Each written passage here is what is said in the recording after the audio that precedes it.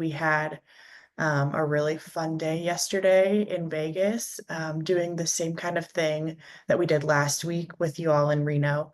And it was just really exciting. So thank you for coming for this portion of the class. And I hope that we can get some good, get some good conversations started, do some brainstorming together about how you are creating a community and media relations strategy, or even if you're just starting to think about it.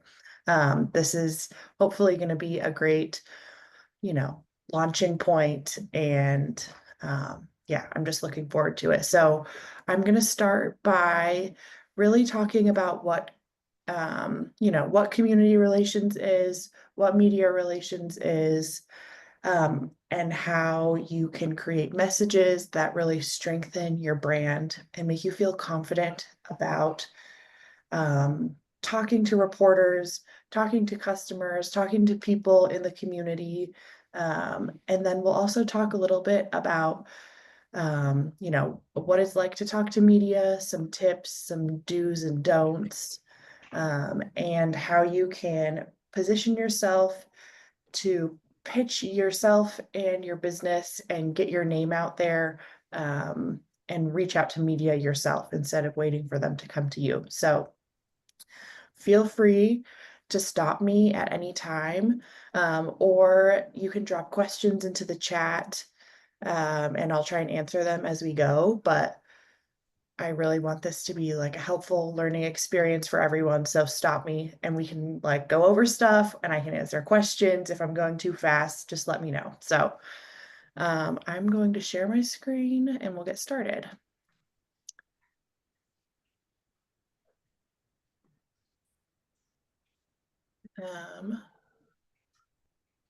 One second. I think, Claire, if you wouldn't mind turning on sharing for multiple participants. Yes, gotcha. My bad. No worries.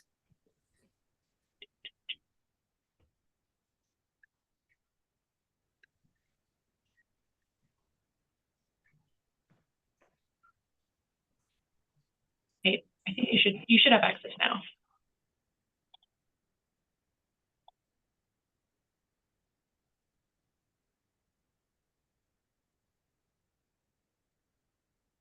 Okay. How's that? Can everyone see me okay? Or see the presentation? Yeah. Cool.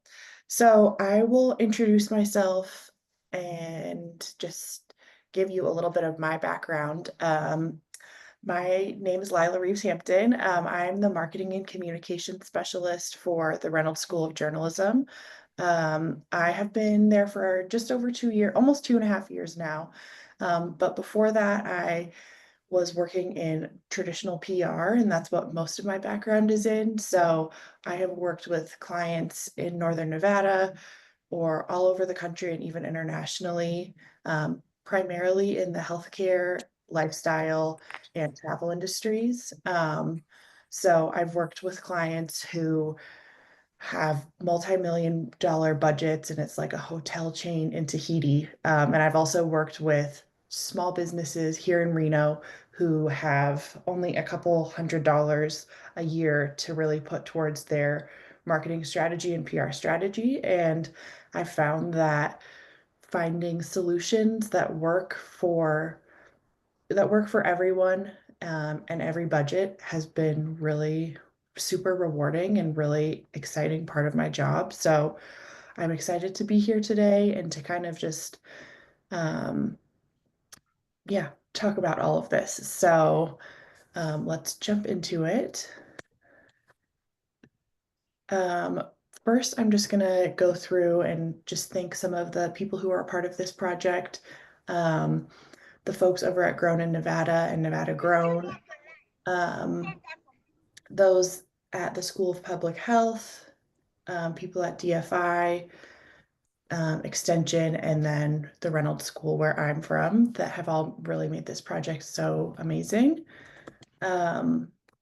And just as a reminder, our goal overall with this project is to establish farmers markets as community spaces where Nevada farmers, consumers, and small businesses can come together for the better health of nature and all of the people in it.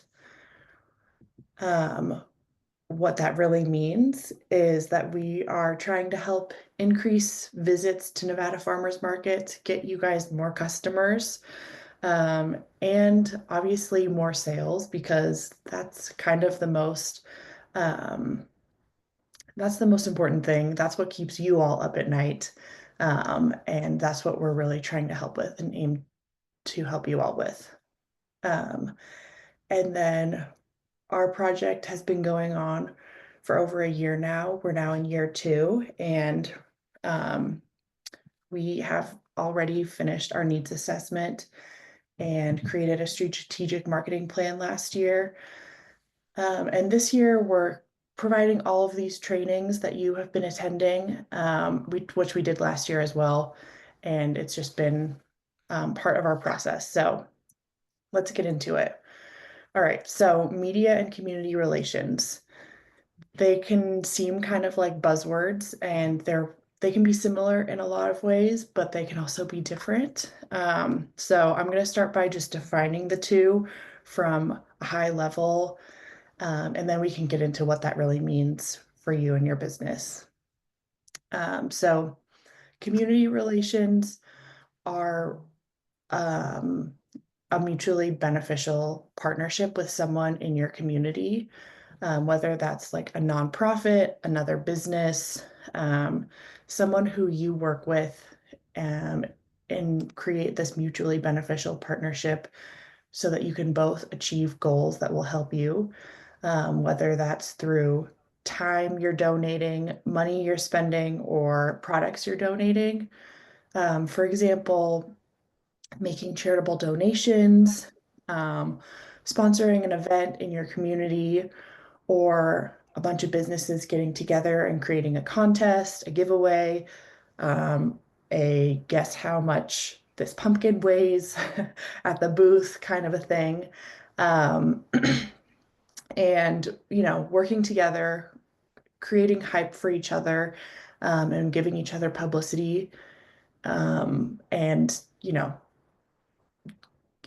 creating or working towards a common goal. And then media relations, on the other hand, um, refers to that strategic partnership between you and a member of the media. This could be anyone from an editor, a TV journalist, a print journalist, a blogger in the community, a social media influencer, really anybody. So, anyone who holds the keys to the public's attention is who we're talking about when I'm discussing media today.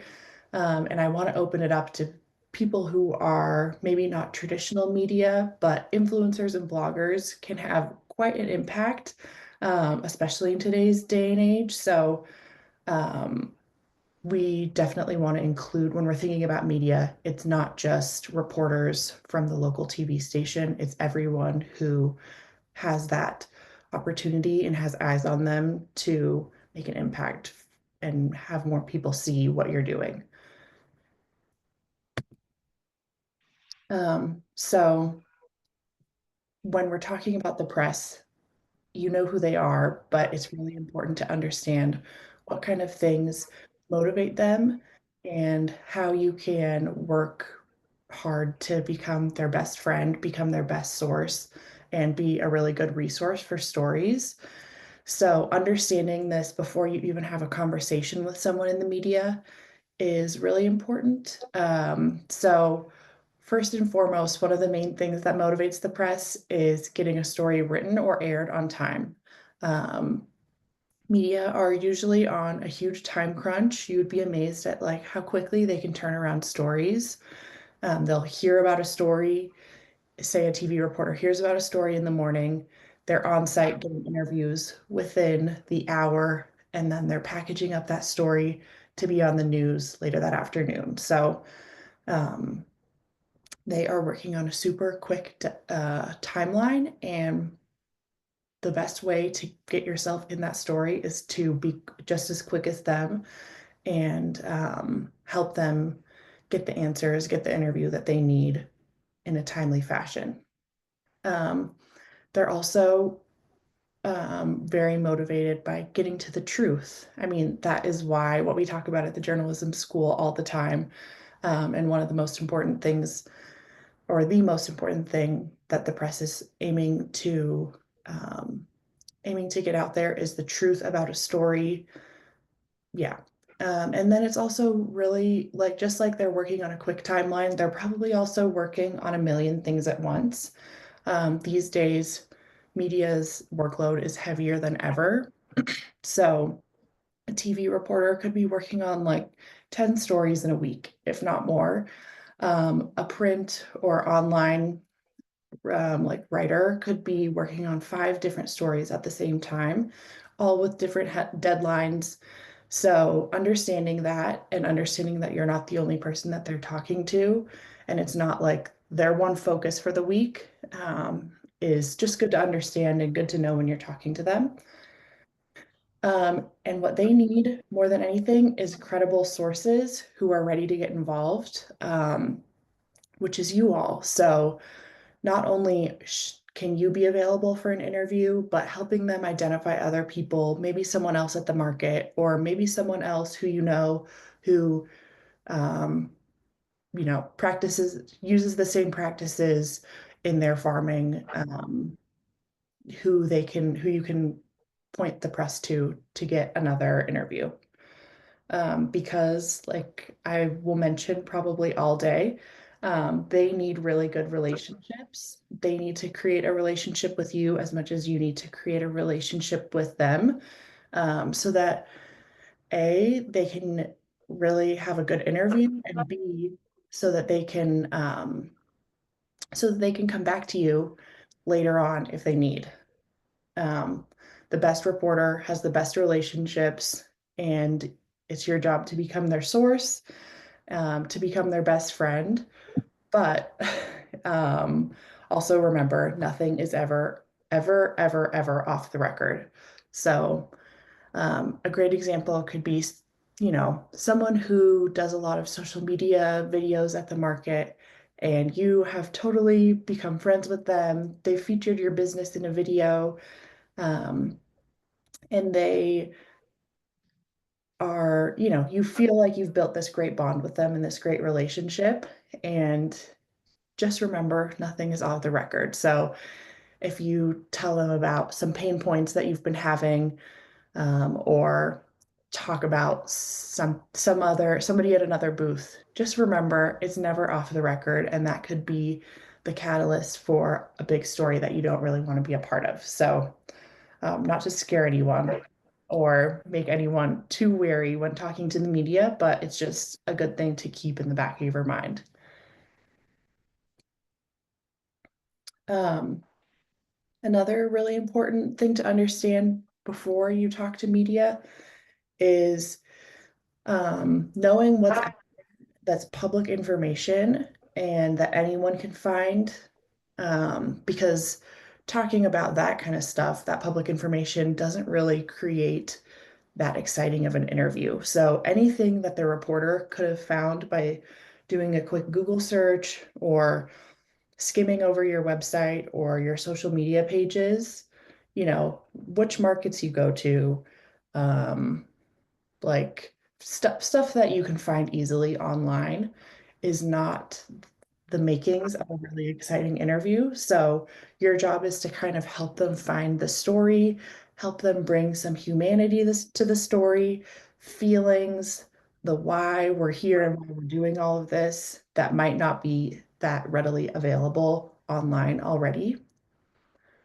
And then it's always a really good idea before you start getting in the weeds and start really approaching this media relations strategy that we're talking about today is to just take 10 or 15 minutes to Google yourself, before you start talking to the press, because you could find stuff that either you don't really want them to see, whether it's like outdated information or something that you're not doing anymore, or holes in your website, holes in your social media where there's major information missing that you are like, crap, that should totally be out there and readily accessible to people. So take some time whenever you have a chance to Google yourself and try and, from an outsider's perspective, make sure that you're hitting all of those important points that we've been talking about, that Ashley talked about, that can be on your website. Those are really key to have before Guess you what I start just found? this. Um, and then there's always a chance that a reporter knows absolutely nothing, and all that I've just been talking about is totally out of in one ear and out the other because they didn't have the time to Google you. And it's your job to kind of fill them in on the basics, give them a little bit of your background, and, you know, try and be as aware as you can of how much information they have. Because if they're at 0 and you start at 10, um, they might, the story might not feel complete and they might move on to a different interview if they don't know the basics and they don't know why they're talking to you in the first place. So it's good to keep all of the above in mind before you start getting into these conversations with the media. Um, okay, so proactivity versus reactivity is really also key when you're thinking about these conversations with media. Being proactive is the best thing you can do to kind of own your story, own your side of things and what you want to talk about, instead of media asking you questions you may not want to answer or you may not want to talk about. Not necessarily because they are bringing up bad questions or they're working on an expose piece.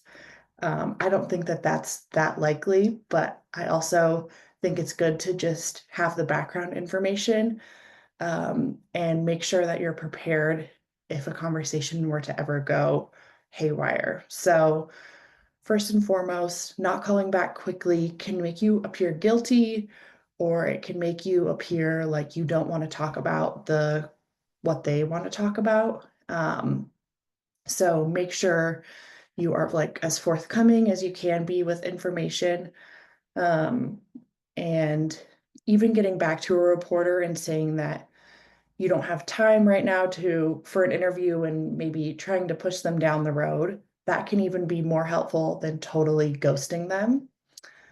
Also being giving them your personal contact information, whether that's like a cell phone number or a personal email, also is a great way to build trust and make sure that they know that they can talk to you whenever they need to. It also just makes you more easily accessible, because they're working on such strict, quick timelines for stories. The quicker they can get a hold of you, instead of emailing like a business email that you're only checking every few days.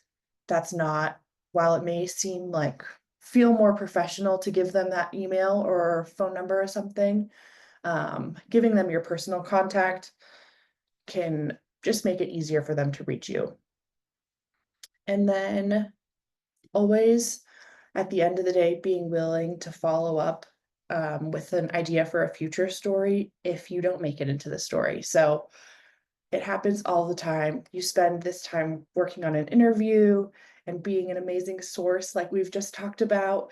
And then you go see the story the next day or the next week. And unfortunately, they had cut your interview or weren't included, which is the worst feeling ever. But I don't want it to be discouraging because it's just another reason for you to follow up with a future story idea, and you've done the most important thing, which is to build that relationship with a reporter or influencer, blogger, whomever. So, um, yeah. Um, so next we're going to go into messaging. Messaging is super important, and kind of we've touched on it in other presentations, and we've touched on why it's so important to kind of nail down these key messages, and so that you can feel organized, feel on top of it, feel like you aren't jumbling over your words when you're talking in an interview or even talking to someone who comes up to your booth, or who comes out to your location or wherever you are, um, and really being able to clearly state why we're here, why you're different, and what your business is all about. So, um, a good message is first and foremost the one thing that you want a reporter, customer, elected official, social media star, whoever you're talking to remember. Like the thing, if they walk away with one thing, they know this. Um, so this is a statement that you should be able to repeat several times in a conversation. It should like totally roll off the tongue. You should be able to kind of, hopefully, once you've nailed down your message or your key messages, be able to say the same thing in four different ways, with the same meaning, and really be able to just throw it into conversation during an interview as easily as you can. Um, Messages are also about the solution to a problem and how you're attempting to solve it, handle it, improve things, without really message or mentioning the problem itself. So I'll get into that a little bit more, but messages should always be positive and about the solutions and the steps you're taking to create this great thing, um, without focusing too much on the negatives or what's missing. And then when it comes down to it, when you're creating your key message, it's who you are and why you're different. Um, what sets you apart from others. Some things that messages are not. Um, Messages are not a company tagline, or really like not really part of your branding. So, for example, well, this might not be the best example, but Nike, their tagline, just do it, does not tell you that they are a company that sells shoes and clothes. So while everyone knows what Nike is, their tagline doesn't is not their message. Messages are also not about you. They're not "I do this" statements. It's about your company. It's a we, and yeah, it's not focused on you. And then, like I mentioned, messages are not about the problem. I've heard many PR people say that they are, you know, in the business of creating solutions for everything.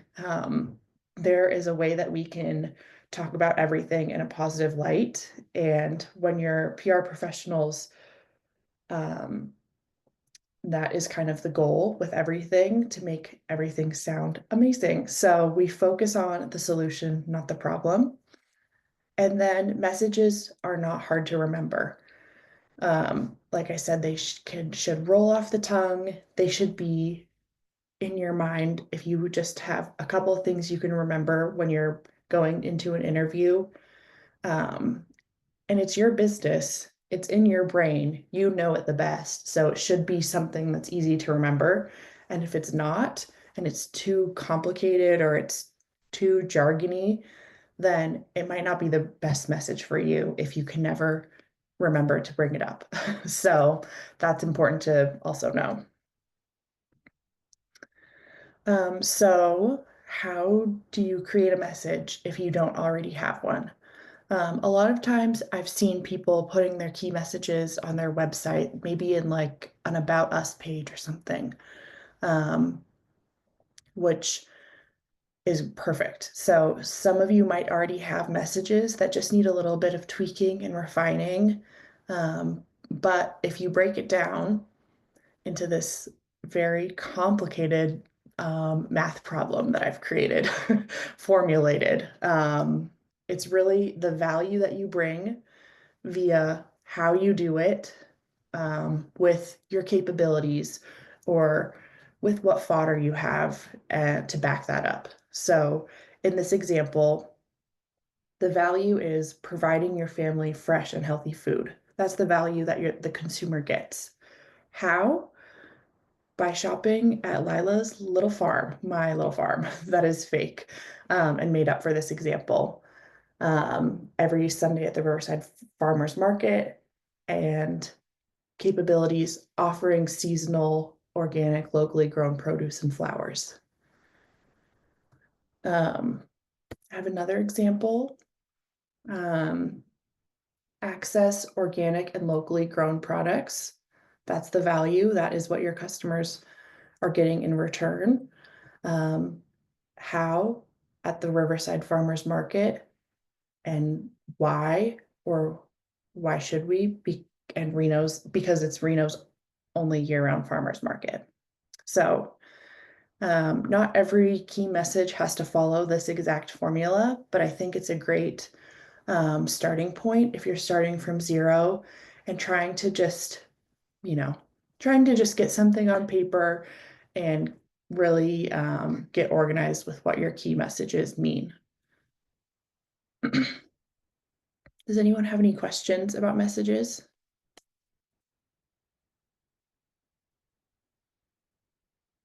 Okay. So once you have nailed down your key messages, it's also important to figure out how you're going to turn them into sound bites or things that sound good in an interview. So it's hard in normal conversation to go into this like PR mode and say, well, the reason you should shop here is because of this key message.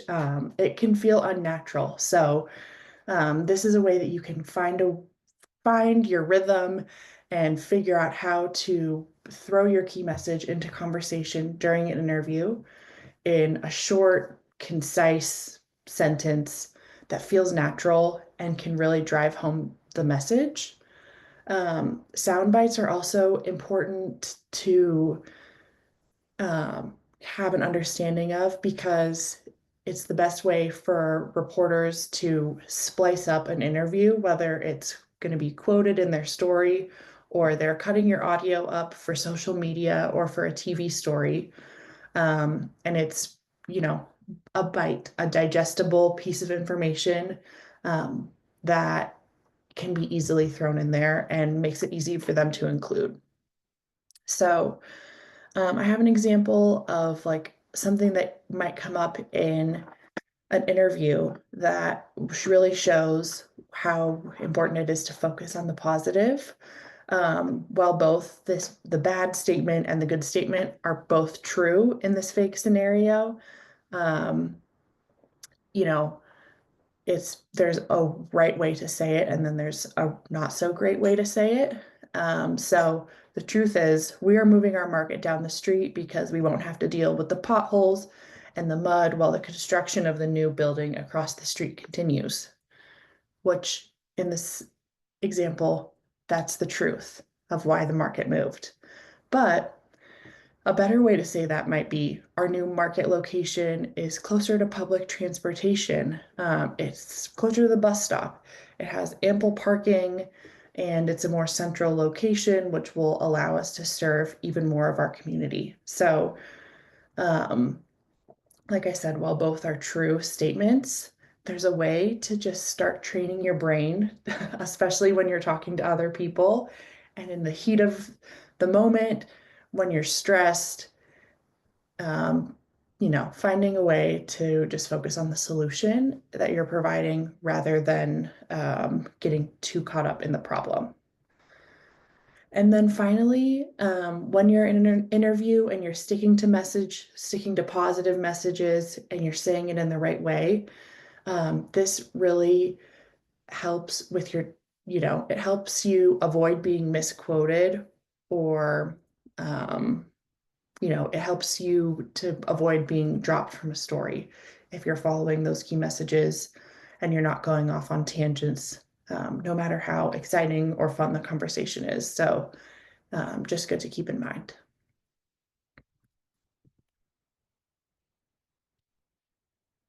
Okay. So next I'm going to go into pitching, which is kind of the next line in progression after you have spent this time, organizing your key messages, really nailing down who you are, why you're different. You feel you've gotten some tips about talking to media and you feel like you're ready to talk to them. Um, but no one's knocking on your door for an interview. So, what you can do instead to kind of start the conversation on your end is pitch yourself to media, which could be via email. It could be as simple as sending an Instagram DM to an influencer who you think would be a great fit to do a feature about your business. So, how do you find the right person? How do you figure out how to say the right thing? And how do you make sure that you are getting great media coverage and building those relationships? So, pitching yourself is a great way to earn media coverage, and earned media coverage specifically refers to media coverage that you didn't have to pay anything for.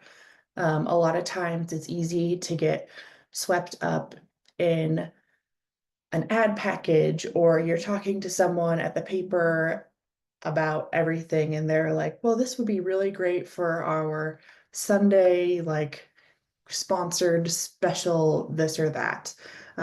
No, we're trying to work towards media coverage that didn't cost any money, didn't cost you a sponsorship, anything like that. So something that you gain brand awareness, or your brand gains awareness naturally and without having to pay for an advertisement. Pitching yourself is also just a great way to make the first step in creating those relationships with reporters or influencers. Um, it might not happen on the first try or the second try or the third try, um, but and it's worth it to keep putting yourself out there because it will happen eventually. Um, and you never know how soon a reporter might come back to you when they have a story that you're a fit for. And then pitching yourself is also a great way to own your own narrative. So you're reaching out to the media person and telling them what you want to talk about. And chances are, in some cases, they might say, well, sounds like a great idea. I'd love to go along with that story.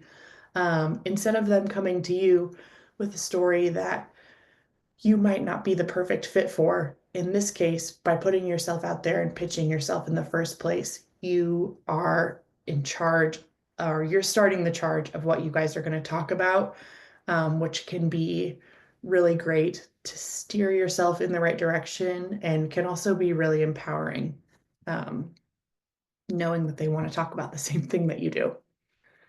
So, who do I pitch? This is the first step. The first step in pitching is figuring out who the heck you're going to pitch. And so um, it could be you saw a story and you were like, wow, that was a great story. I would have been cool if we were included in that. And you find that reporter or find that outlet and start pitching them the idea for the next story that's similar.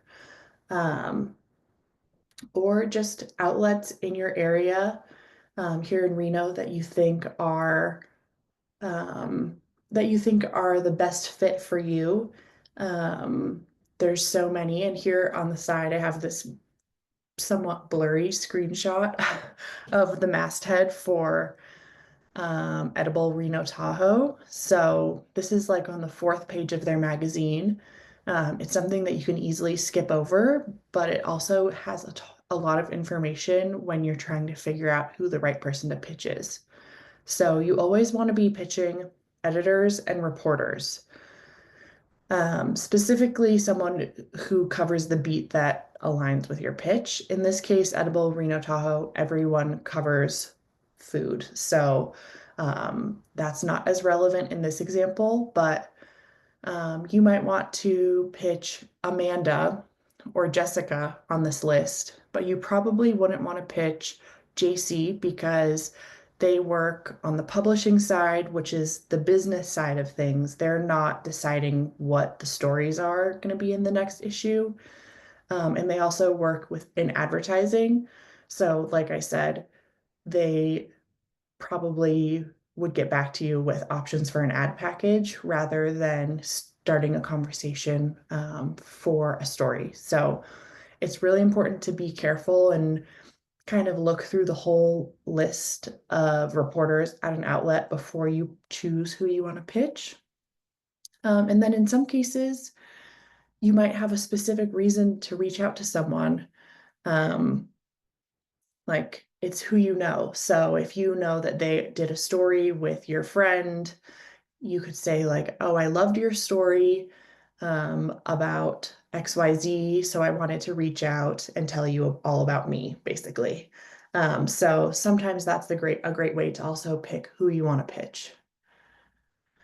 Um, yeah, never pitching publishing, sales, advertising, or someone who covers something irrelevant like um, government or like sports or something. And then also, when you do get into the weeds and start looking at these contact pages for different media outlets, sometimes you'll find like a general inbox for pitches or for news, and it'll say for news releases and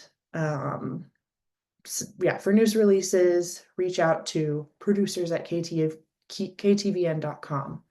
Um, I've heard that some people think that that is just like the inbox to nowhere, and no one will ever see those emails that go there. And I am here to say that is not true. There's definitely someone whose job it is to keep an eye on that inbox and um, route route them to the right person at the organization. So that's also sometimes just the best way for things to go. And if you pitch like a TV news anchor, they might not you might not get their same response because they're busy being on air rather than a producer who's busy picking the stories. So say you've nailed down someone who you think is a great person to pitch, and now you have to figure out what the heck you're going to say to them. So this is kind of a formula for crafting a pitch. And I have an example that we can go through on the next slide.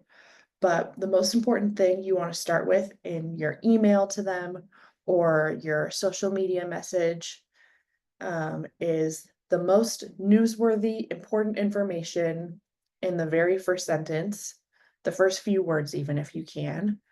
Um, and then also at the very beginning, including why you're reaching out to them today.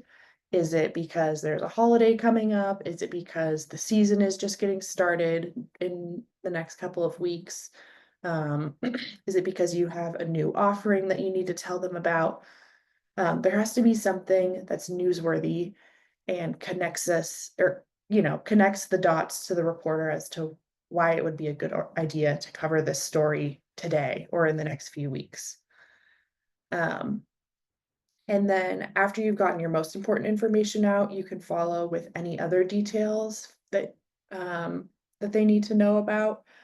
But I'll say you should probably keep this area concise because you want to entice them to learn more and to talk to you. You don't want to give it all up in the first email. So just a little bit of background information is good there.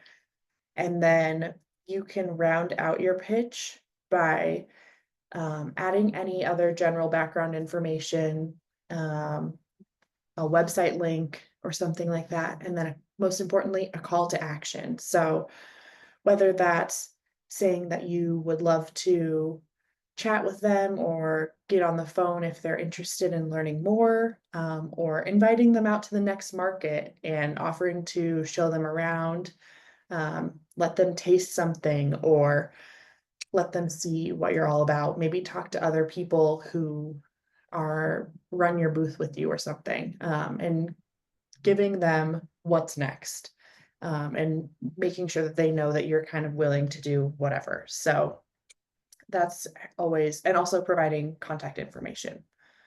Um, Good pitches also usually have, especially obviously when we're talking about email, a compelling subject line.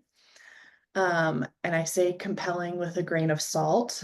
Um, I think it's important to get the information out there in the subject line, And while it may sound like it's like sparking excitement and creativity to say like, do you know what the best thing to do on Sundays in Reno is?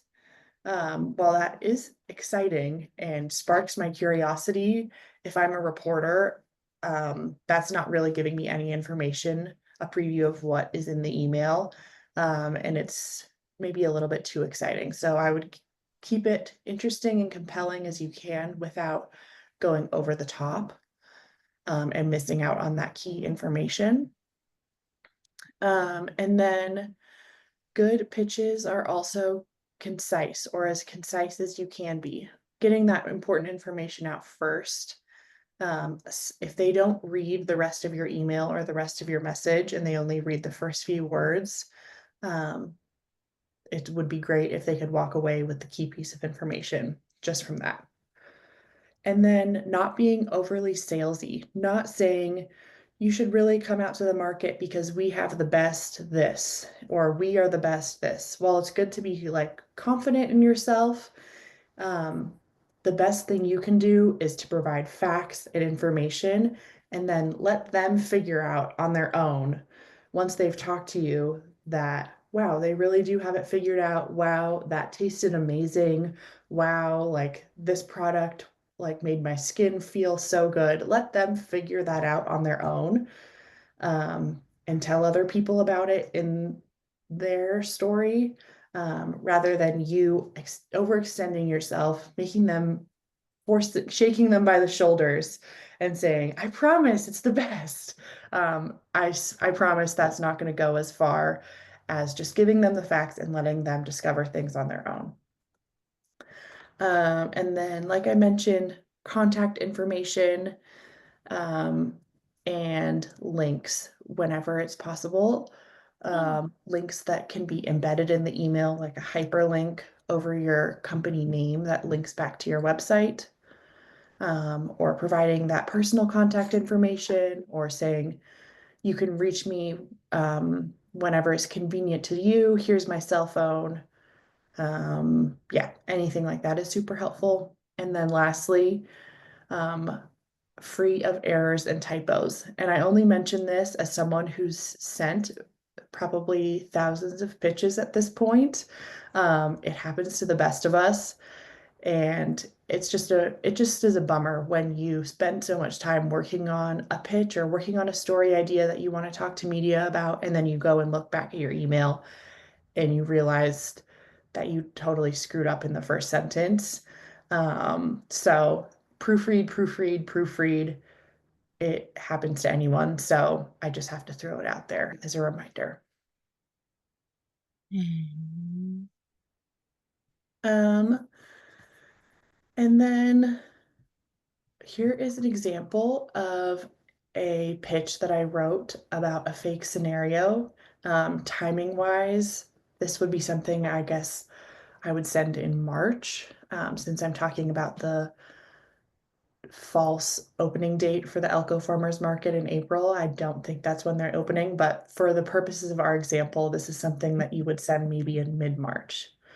Um, so I started with a subject line that's concise, tells them there's something new, but also drops that most important piece of information, which is that we have set our 2025 opening date. So I start with that most important information at the beginning of the pitch, um, and start with spring approaching. That's that timeliness piece that I mentioned. Um, why am I talking to you today? Because spring is here, the sun's coming out slowly, and we're starting to get prepared for our first market of the year, um, which is Sunday, April 6th. You'll see I put a star next to Elko Farmers Market, which is where I linked back to the website there. That's really helpful because where is that? The fifth, sixth, seventh word. They already have, if that's all as far as they get, they click, they go to the website, and um, they're already learning more information even without reading the rest of the email. And then newsworthy. This is exciting because this year we're pleased to welcome 5 new vendors. 2 of them are certified organic producers, and if they stop there, they got the gist of it. Some more important information that you can follow up with that I provided here is we've got a growing list of 14 plus weekly vendors, new in 2025. My other new fake business, my microgreens business that I created for this example, has been growing a variety of organic microgreens, this, and this. And another link, you can find our full vendor list here. So just a slight taste of more information that they could find out from you if they did go through and you move forward with an interview, um, but still keeping it concise. And then finally, this is where you give your background, in this case, me as a market manager in this example. We've been doing this for 25 successful seasons, and then call to action. I'd love to invite you to an upcoming market where you can connect with some of our vendors, explore our new offerings like SNAP benefits, or just see our commitment to locally grown food systems. Um, so providing just a little bit more background and emphasizing why it would be great if they came out and saw it themselves. And then obviously I finished it off with my name, my job title, and my contact information. So not every Hmm. looks like this, um, but this is at least like a good starting point or a good template, and an example of what a pitch that reporters are used to seeing in this format would look like. Was there a question? Okay. Um, and then when we're talking about reaching out to someone on social media, like an influencer or something like that, you can still totally follow this format and this template.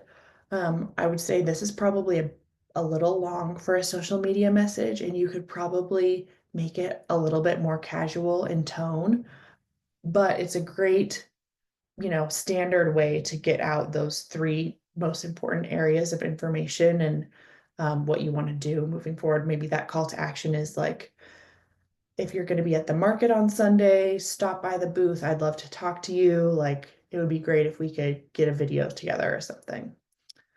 Um, got it. So, any questions about pitching?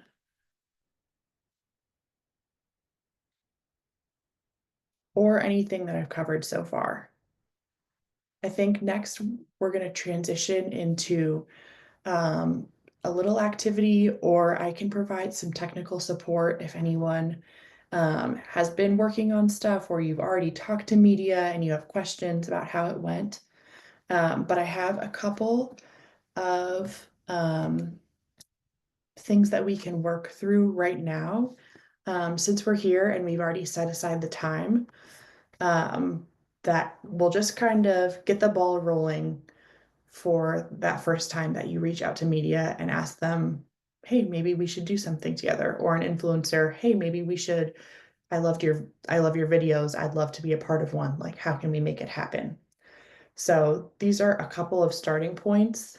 If you want to take a little time, maybe we can take like a 5-minute break and, you know, think about if any of these are reaching out to you, or if you need more information before you even get started. But how awesome would it be if you had the name of 1 or 2 journalists here in town that you were like, yes, I would love to pitch them when I have the time, at least for now. I have their name and their contact information. Or 3 influencers who you want to talk to once whatever season starts this spring, and you want to do a video with them. Another thing you could do is find the submission guidelines for a local award or best of. You know how we have all of those: best of Reno, best of Northern Nevada, best of this, best of that. We have all of these contests in town, and sometimes by the time you remember that they're even happening, the nomination period has already passed. So since it's January, it might be a good time to just spend a couple minutes doing some research and putting something on your calendar that reminds you, oh yeah, go back and look at this because the best of XYZ nominations are opening. Um, that's kind of more of a community relations thing you could work on ahead of time. And then we could write a pitch together, or I could help you write a pitch, um, or get a couple thoughts out on paper for a pitch about your business. So I'll quit talking at everyone and maybe we can take a few minutes break. I'll be here if you have any questions. Um, and if we want to do this activity, or if you have any, technical support I can provide help on.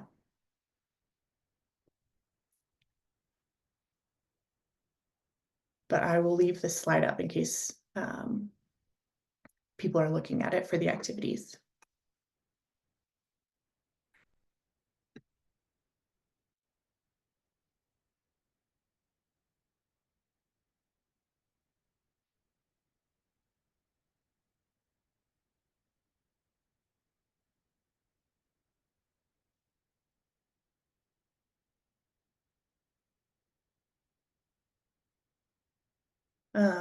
Oh yeah, and also if here are just some question prompts. I know everyone's being a little quiet this morning, but if you have any communication challenges you're currently facing, or stuff that you really want to do and you don't know where to start when it comes to, you know, communication, even beyond talking to media, if you're not there yet, feel free to let me know or drop it in the chat. I don't even know if I can see the chat right now, but um, yeah.